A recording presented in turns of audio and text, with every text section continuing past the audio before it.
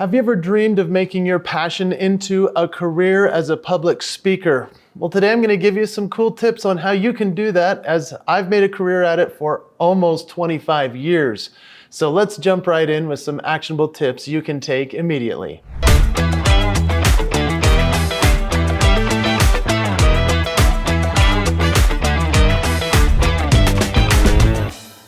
So let's first talk about exploring the potential of having a public speaking career. A lot of people don't realize that there is a huge demand for speakers, and so if you have any interest in making this happen for you, I hope that you'll go for it. What I'm about to share with you are some of the cool different ways that you can make this happen for yourself, as well as some great examples of some of friends of mine that are incredible people and made a living at it for a long time. Some of the benefits and rewards of having a career like speaking is that you get to have freedom of your schedule. You get to reap financial benefits and you get to bless the world in the way that only you can. Some of my favorite speakers that have made a transition from having a successful career somewhere else into becoming some very successful speakers are people I want you to check out. First of all is my friend Ty Bennett. So Ty Bennett speaks on leadership. He's written multiple books and he is one of the best speakers in the world. He's a certified speaking professional, and what's cool about Ty Bennett, when you think about your own career and how you can make it into a career for yourself, is that Ty started his career in the direct sales market. And so he was selling products and he built a multi-million-dollar business by being such a good salesman. Eventually, they started to ask him in the main company to come and teach others how to sell and how to lead an organization and build one. The next thing he knew, he was going around speaking on stages all around the country and eventually the world for this one company that he had already built up his multi-million-dollar business with. Eventually, he became so popular, such a great speaker, and he's a very young guy. And so he looked young for being so successful. And that actually helped quite a bit as well in its own ways, because people thought, this guy's a genius. He's so young, he's made it happen. And so he transitioned his career from multi-million-dollar business builder into an amazing public speaker. One thing that I really admire that Ty did that you might want to consider, he would write a book around what he wanted to create his topics to be. In other words, whenever he put a speech together, he said, I should have a book, so that when he was done speaking, he could reference and say, I have a book in the back of the room if you want to learn more. That was a genius move for Ty Bennett. So go check out tybennett.com and learn a little bit more about what he does, because he's one of the best speakers in the world. Another friend of mine, her name is Sydney Jakes. And Sydney is so awesome because she started as an engineer. She created an engineer firm and she built up teams. And so now she talks about how teams can be cultivated, and she talks about retention. And so when you think about your own career, what are the things that you've done that you can speak expertly on? What have you created that allow you to have that kind of professionalism and a career that people can say, wow, she's done that, so we want her to come and speak at our next event. When Sydney speaks, she has great energy. In fact, she's known as the cookie lady. She actually bakes enough cookies to give everyone in the audience a fresh baked cookie. This is called a signature move. I'm so proud of Sydney, because when she started her career, she said, well, I'm just an engineer. I don't know if I can really make this into a career. And yes, she's made that transition. She still has her firm. And then equally, she goes out and speaks all around the world. So check out Sydney Jakes, another great example of someone who's made a career of public speaking. Let's talk about the unconventional path to success. A lot of people think that you have to be a naturally good speaker in order to make a career like this work. Now, that's not necessarily the case. Obviously, it's helpful if you're really good just naturally, but most speakers are created. They figure out how to do it through practice. And so one of the ways that I like to teach people is that there are plenty of paths to get there. The first thing I tell a speaker is, instead of just creating a speech and going out and trying to make a career out of it, I would recommend first that you do something of significance in order to be able to talk about that. And so if you create something amazing like Ty Bennett or Sydney Jakes, the examples I gave before, then obviously that lends more credibility to having people want you to come and speak.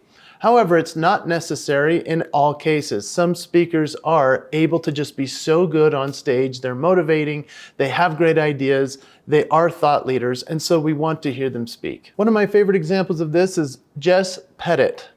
Jess Pettit talks about diversity, inclusion. She does a lot of amazing things for cultures within businesses. Now, she's had a very unique path on getting to this situation where she's making a full-time living as a speaker. You see, she started out in comedy. She started in the education space. She's done the Peace Corps around the world. She's done so many different things. It lends to such a rich life that she's lived, and she has so many experiences she can share. Now, she's also one of the funniest people in the world. If you look at her website, you will laugh right away because she engages the audience so fast with relatability, vulnerability, but also she is so quick and so savvy in her language, as well as tying in the political atmosphere as to how it can work within the business that all of us are in. And so go check out Jess Pettit. That's an unconventional path on her way to success. Somebody who's done a lot of different things in her life and has made a career of it. Another one of my very favorite examples is a guy named Willie Jolly.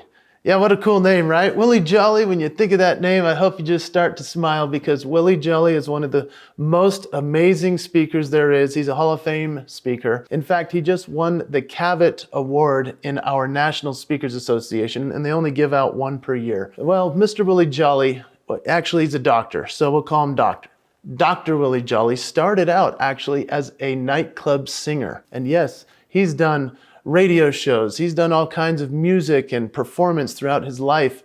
And then because his job went away due to karaoke machines, that's a true story, Willie Jolly transitioned into being one of the most inspirational, motivational speakers in the whole world. He brings energy and excitement to every single presentation. He sounds like a preacher when he talks because he just has that rhythm about him. I mean, so here's a guy who started as a singer, and then he started writing books and training people as to how to elevate their performance, how to bring more energy, how to have passion in life. He obviously inserts music into his presentation, which I personally love, as I like to do the same. Willie also makes you laugh. He makes you cry. He makes you feel good about yourself. It's an amazing thing to watch Willie Jolly speak, because here's a man who every time he takes the stage, it feels like it's his last performance. And so go check out Dr. Willie Jolly. These are some of the unconventional paths somebody can take to make a career of it. Let's talk about crafting your brand and your message. When it comes to finding your own voice, this is the most important part about becoming a public speaker. The challenge a lot of speakers have is that they'll potentially think, oh, I could just use a great story I heard from somewhere. For example, lots of people use the starfish story about the guy walking on the beach and throwing the starfish back into the water. And that kind of thing is okay, but it's been overdone and people don't want to hear it anymore. And so finding your unique voice and stories is of the essence. So as you start to craft your message and figure out what you truly want to talk about, if you'll take the time to write down what you truly are passionate about, what you love to talk about and that you're an expert in, that will make all the difference in the fact that people will say, oh, he knows what he's talking about, and so I need to listen. If you have a passion for it, then you're going to drive any distance to give that speech, whether you're paid or not. I like to promote and talk about the fact that you don't have to be paid for every speech, because if you're so good that they see you and they love you, they will eventually pay you and hire you. And so every opportunity you get, go out and speak. While you're crafting your message and putting it together, listen to yourself, record it. Check out what you're doing on stage. Make sure that you're somebody worth watching and listening to. But as you find your own voice, this is something that's very difficult for a lot of speakers, entertainers, comedians, actors, finding that which makes them unique in their life and on stage. And so I teach what's called the ICM process. When it comes to the ICM process, this is just such a cool, simple, and yet powerful tool that I'm excited to give you if you would like to check it out right now. So go to jasonhewlett.com/ICM. When you go there, you'll be able to download this amazing assessment called the ICM process. This will help you to discover your signature moves. The question is, what are your signature moves? How would somebody impersonate you as a speaker?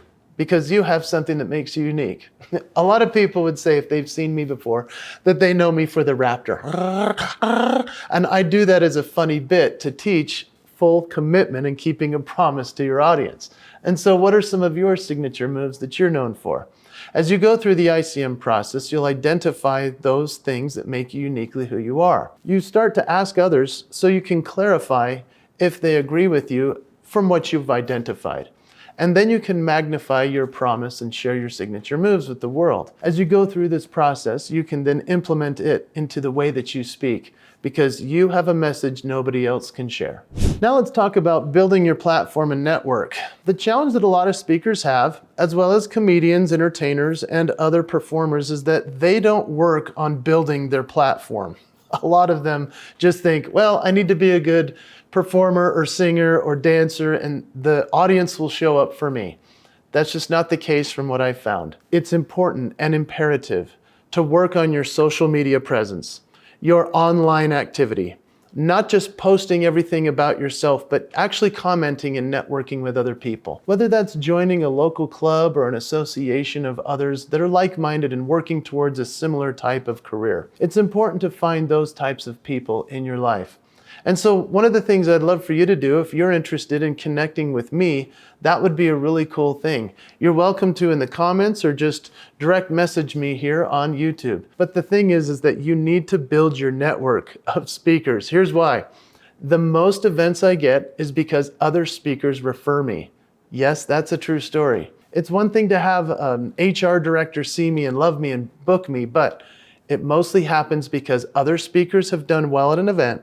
And then the event planner says, who should we have next? And that speaker says, you should have Jason Hewlett. And I go, thank you very much. And then I pay it forward. I do that for the next person. That is the best way to build your network, is to associate with others that have actually the goals and the career that you want to create for yourself. And so as you start to network, as you start to put things out on social media, share that you want to be a speaker, that you're creating your career, and you will have more opportunities the better you speak. Lastly, let's talk about monetizing your speaking engagements. Now, there's kind of a tricky situation here, right? Maybe you've spoken mostly for free and you're like, I really want to get paid. Well, how do you get paid for a speech? You could wait for someone to give you money, but maybe they never will if you don't ask. And so you actually need to say, my speaking fee is XYZ, right? And so the next time you speak, somebody calls you and says, we'd love to have you come and speak. All you have to say is, my speaking fee is, and then tell them a number. A lot of people start in the $100 to $500 range. That's a great place to start. If you can get $500 for a speech and you do well, and even when you're done, they go, man, you're better than the person we paid double last time. Well, then you've established a good speaker fee. I love to talk about my friend Chad Hymas. Chad Hymas is a quadriplegic, and he is one of the greatest speakers in the world. He shows up in his wheelchair and he travels alone, which is astounding in and of itself. But here's what's cool about Chad outside of all the things that he does as an inspirational person. He's a great businessman. Not only is he a great inspirational speaker and everybody's crying and laughing while he speaks and feeling better about themselves, but he's making a lot of money while doing it. I love the fact that Chad, when he started his career, he was speaking for churches and schools and doing it for free. And eventually he said, I need to start charging something. And so he charged for travel. And then he asked for some money. Eventually he was able to become a multi-millionaire because he's learned how to do the business of speaking. And so when it comes to your speaking, you need to monetize those engagements. Chad not only performs and speaks for a fee, but now he also does consulting on the backside of that. People come far and wide to his ranch in Utah, which is called Royal Creek Ranches. You need to check it out. I've been there. It's a great place. People pay him now to come to him, and they get to be trained by him. That's a great way to monetize yourself as a speaker. So don't just think, I can only speak and make money on stage. No, a lot of it comes down to selling books or trainings or programs. Chad even sells a video course over the entire course of a year that people buy for as much as his speaking fee.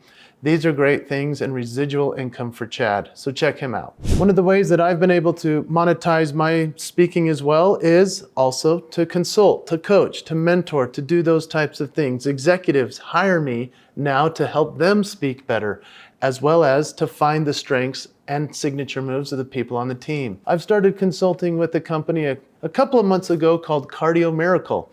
Check this company out, it's awesome.